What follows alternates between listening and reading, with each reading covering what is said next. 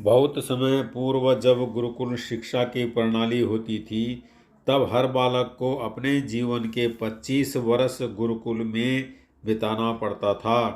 उस समय एक प्रचंड पंडित राधे गुप्त हुआ करते थे, जिनका गुरुकुल बहुत प्रसिद्ध था, जहाँ दूर दूर के राज्य के शिष्य शिक्षा प्राप्त करने आया करते थे।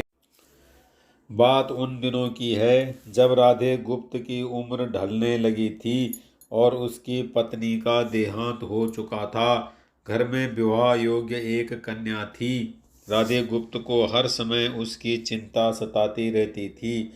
वह उसका विवाह एक योग्य व्यक्ति से करना चाहते थे, जिसके पास संपत्ति भले ना हो, पर वह कर्मठ हो, जो किन्हीं भी परिस्थिति में उसकी बेटी को खुश रखे और उचित समय पर उचित निर्णय ले सके। एक दिन उनके मस्तिष्क में एक ख्याल आया और उन्होंने इस परेशानी का हल सोचा कि क्यों न वो अपने खुद के शिष्यों में से ही योग्य वर की तलाश करे। उनसे बेहतर उनकी बेटी के लिए और क्या हो सकता है। इस कार्य के लिए उन्होंने बुद्धिमान की परीक्षा लेने का निर्णय लिया और सभी शिष्यों को एकत्र किया। राधे गुप्त ने सभी से कहा कि वह एक परीक्षा आयोजित करना चाहते हैं, जिसमें सभी की बुद्धिमानी का परिचय होगा।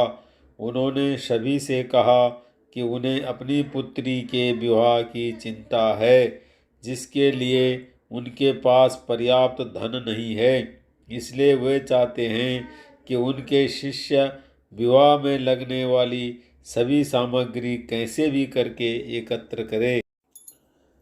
भले उसके लिए उन्हें चोरी का रास्ता चुनना पड़े, लेकिन उन्हें चोरी करता कोई भी देख ना सके।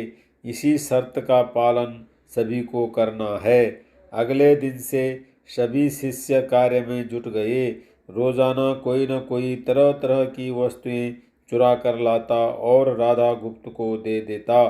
राधा गुप्त उन्हें एक विशेष स्थान पर रख देते, क्योंकि परीक्षा के बाद यह सभी वस्तुएं उनके मालिक को वापस करना जरूरी था, क्योंकि वे अपने शिष्यों को सही ज्ञान देना चाहते थे।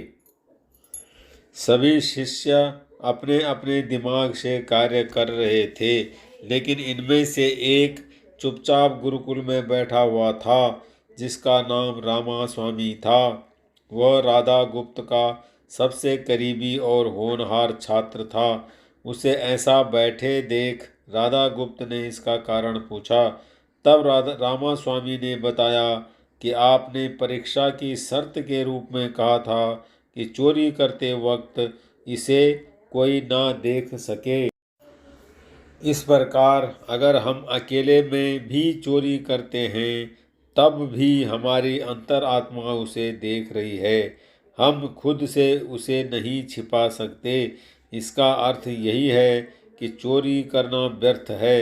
उसकी यह बात सुन राधा गुप्त के चेहरे पर खुशी छा जाती है।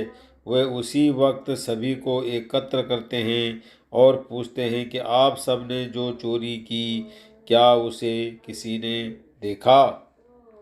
सभी कहते हैं नहीं। तब राधा गुप्त कहते हैं कि क्या आप अपने अंतर मन से भी इस चोरी को छिपा सके? सभी को बात समझ आ जाती है और सबका सिर नीचे झुक जाता है, सिवाय रामा स्वामी के।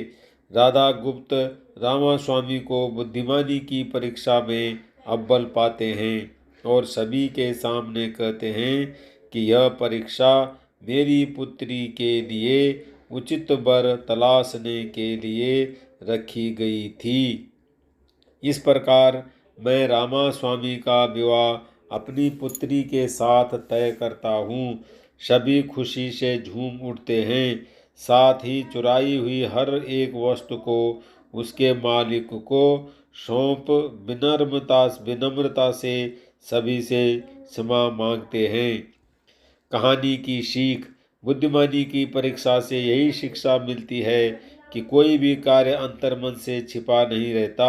और अंतर्मन ही मनुष्य को सही राह दिखाता है। इसलिए मनुष्य को किसी भी कार्य के सही गलत के लिए अपने मन को टटोलना सबसे जरूरी है।